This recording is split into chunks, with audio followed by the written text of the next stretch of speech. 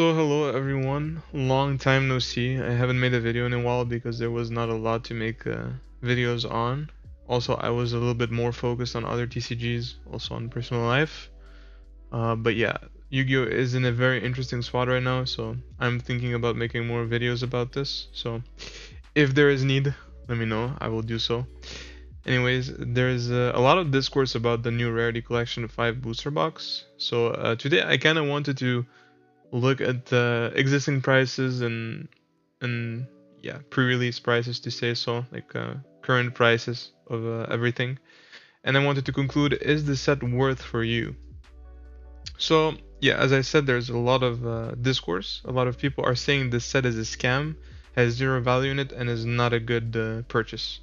So first of all, of course, I mean, at the end of the day, card games are gambling, and if you want specific cards, you should always buy singles. You should not open boxes to pull specific cards. So, for example, if you really want to overframe uh, Starlights, I really think you should buy them as a single, because the rates do not appear to be that high. A lot of boxes and cases have been opened, but not a lot of Starlight overframes were pulled. So yeah, first of all, or well, second of all, this video is for entertainment purpose only, so it's not financial advice. So take that as you will. So first, let's go over the card pool. It's a rarity collection set, so there are no new cards, but there are a lot of staples and fan favorites. As you can see, this is the main card pool. I'm not gonna go really in depth over it. Some cards were really in dire need of a reprint, such as Clockwork Knight. I know Doomsday is around the corner, and a lot of people would like to play Clockwork Knight. I've seen. Then Sprite Starter was a pretty expensive secreter, I believe. I personally also have a Sprite deck, uh, and as my friend actually Dolph, shout out to you, man. He really mentioned that since sprites are getting reprints, there might actually be new support, since that seems to be a trend.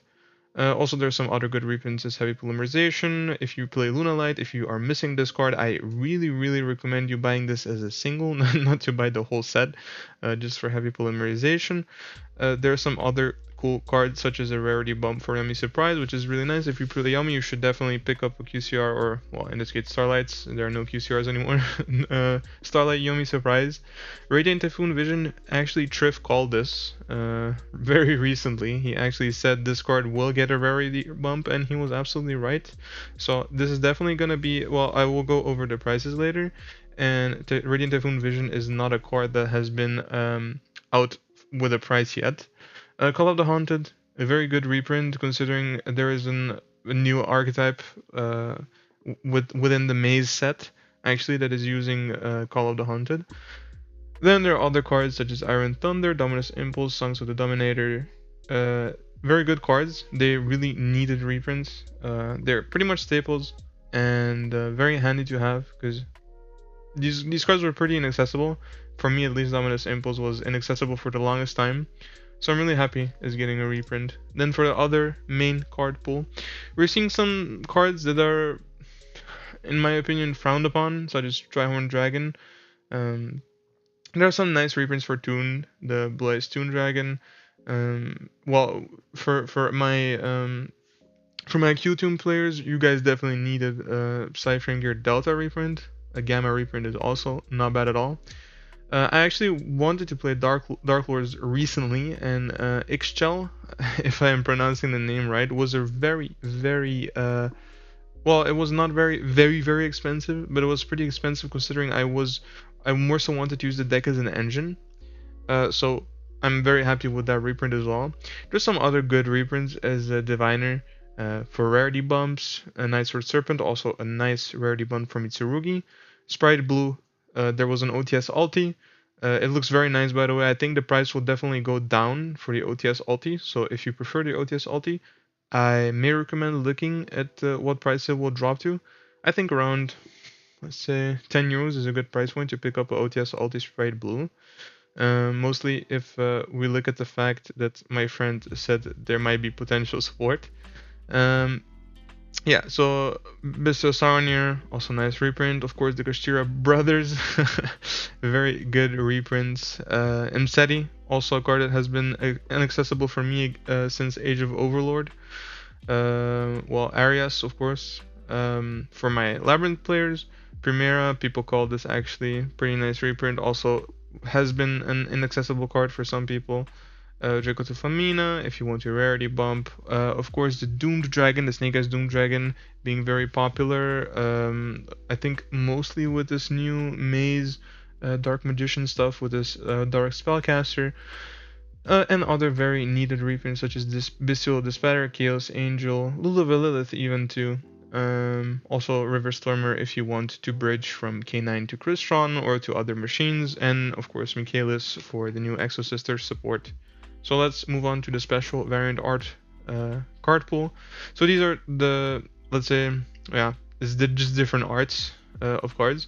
There are some cards that are pretty nice here. For example, Solemn Judgment. I think it looks very cool. I think since it's a one of, and since it's in my opinion a side deck staple, I think this card, if you find it at a price point around 15-20 euros, I think it's worth picking up.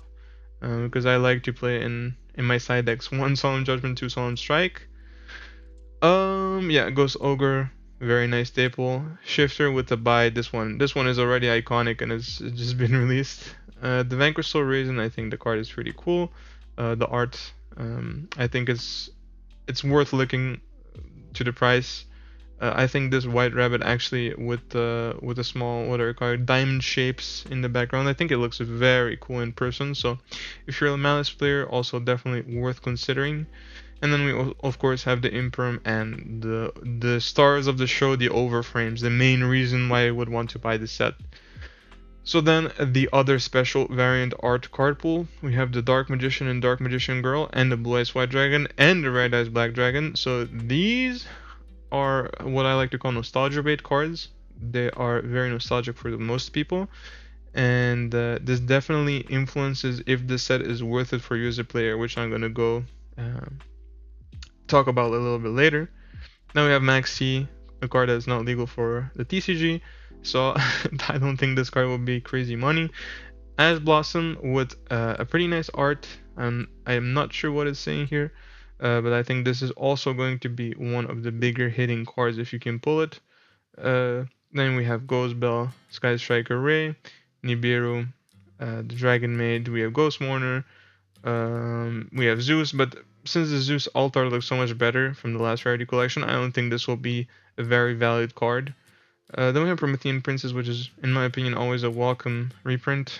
We have Rhoda. If someone has watched my last Market Watch video, I think Rhoda is a very good pickup since it can be used in different decks such as Sky Striker, but also Vanquish Soul. And I think it's always good to bait Ash because they don't know what you're going to search with it.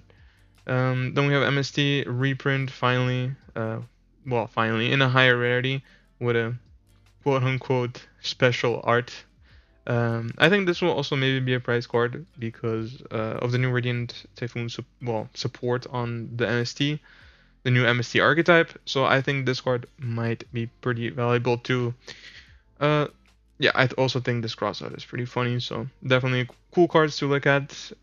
So first question is this worth for investors or if you want your money back or if you want to make money? So first of all, if you want to make money, I don't think you should do so by buying Yu-Gi-Oh card sets. I don't think buying boxes and opening packs just for the purpose to sell the cards, I don't think that's worth it at all. At that point, just get a job. I'm sorry. It's like you really have to look at the set as a player or even as a collector. Let's go over the prices so I can more so explain why. So first card I have here is Mirror Jade, the Iceblade Dragon. So why I think this is a set for collectors and players is because of cards like these. These are the main stars of the show. These are the cards you really want to pull. So just a regular ultra rare for Mirror Jade is 117.95 euros. Also, shout out to kongscard.co.uk. Shout out to them for already putting all the prices on their site.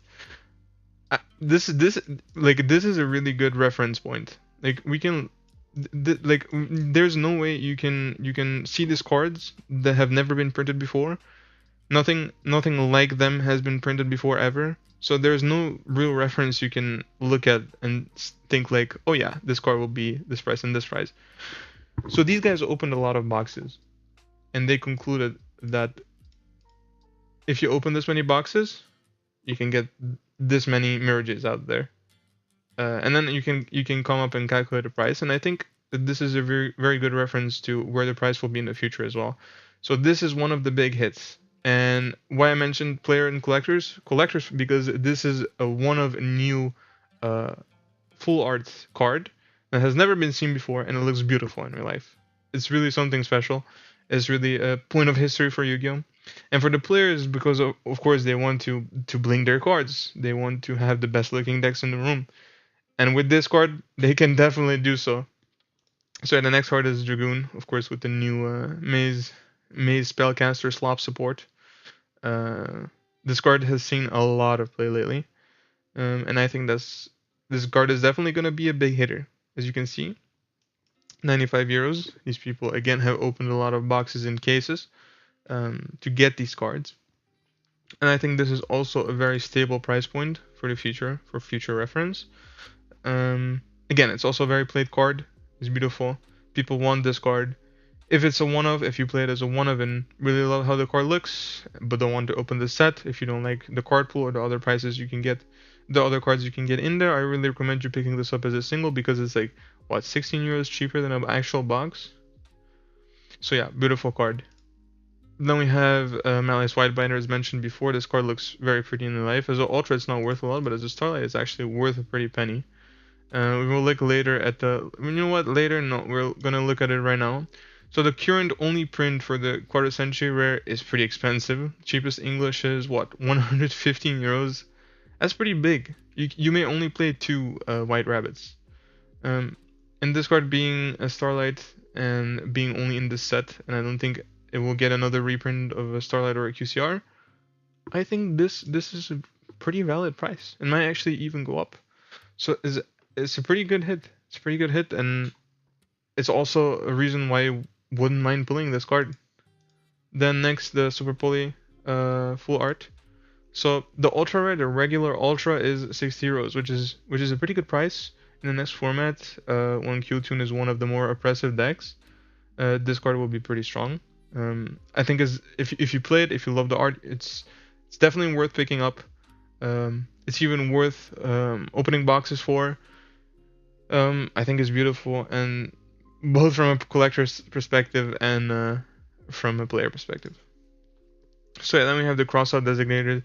These staples are why I really recommend these cards to, or well, the set to newer players.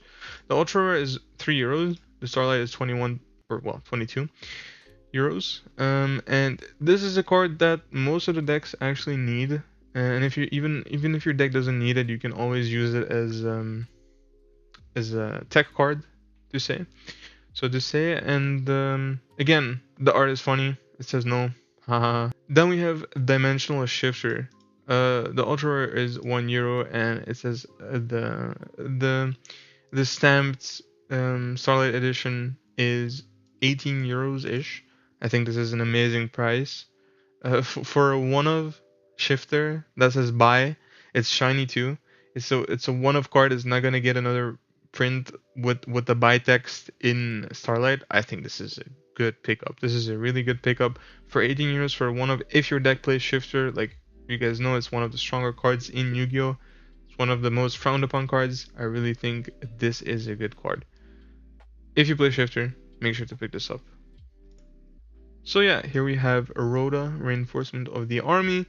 The text here doesn't really add a lot in my opinion. It is a very nice card. It's very generic. As I said before, both Sky Striker and Vanquish Soul use this card. I think for a price point of 18 euros for Starlight, if it's a one of, if you use this card a lot, even if it's for Rescue Ace, I really think this card is worth picking up. And again, a pretty decent hit if you get it out of the box.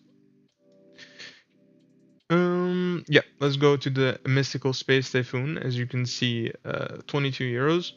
Um, Also, maybe a good thing to mention to why we're looking at the price at these card prices also is per box you usually get up to 8 or 9 starlights.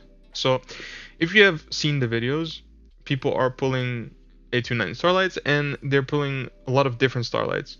So why I think these prices are pretty realistic is because of, as we have seen before, the card pool is pretty big. So pulling a specific starlight is not too easy even if you go ahead and pull 8 or 9 starlights. And most of these cards also you play as a 3 of, for example, Mythical Space Typhoon. So I think 22 euros is pretty fair. I don't think the stamp adds a lot to it, or well, yeah, the stamp is in the Japanese text, but honestly, 22 euros for a shiny card, I think that's a steal. Also, it just being something new, not being implemented in the TCG before, I think this is a good card. Next we have Ghost Ogre Snow Rabbit, just a staple. Um, I think it's a good card for 30 euros. I think this card will drop a little bit. It's not seeing a lot of play. Um, but as soon as there's a new archetype that really um, activates stuff that's already on the field, I think this card is definitely going to go up in price. So yeah, next up is Ghost Bell and Haunted Mansion. So 35 euros for Ghost Bell. It kind of makes sense. Again, same story. It's a stamp card. It's new. It's a Starlight. It looks cool. Um, so if you look at 36 euros, it's good against Draco Tail, against a trap. But it's also good against Corsia, being able to negate the search 1 MST and search 1 Radiant Typhoon or add it back from the grave. Card is just good overall. It is meta relevant. I like there is a good chance it will fall off being meta relevant and the price will go down. But I think all of these prices are a very good reference to what the price point is going to be. Mostly so because of the box actually being 110 euros. So the next card is Infinite Impermanence. So as we know, this is a very played staple. It's 42 euros for the Starlight with a stamp. In my opinion, this is actually one of the cooler looking stamped cards. Like it's like looking at heaven or whatever, and it's saying something in Japanese, and the card is like dying or whatever. Um, it looks nice. It looks really cool. If you look at the other print, it actually has a QCR print in the well, it says it's a Starlight from the 2025 Mega Pack Tin, and this one is really cheap because it's very easy to pull. Um, let's take a look at the picture. Yeah, it looks pretty good. Actually, this is one of the rare cards where I think the stamped art actually may even look better. I think this card looks really good. If you're a big fan of Imprim, if you want to use it a lot, if you want to bling it out, I think 42 is a little bit steep right now. It will definitely go down a little bit.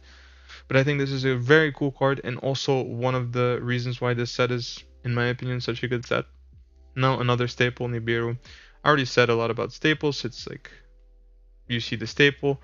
Actually, this one is also pretty nice. I'm not the biggest fan of the white borders, but I think it looks cool. I think 30 euros is a little bit steep. I think it will be more so around 20-25 for the Starlight. But another big hitter. Same thing for Ash Blossom. It's currently at 89 euros. I actually was talking with someone who actually said we have to look at this as a reference because this is the only other alt art Ash has, but it's still around 45 euros, and to me this art is pretty weird. I actually really dislike it. I think it's just overall bad art. I think this Ash Blossom looks way better. Um, and I honestly think this is a pretty accurate price point with the original Ash actually being around 90 to 95 euros in Starlight, the original art from Rarity Collection 1.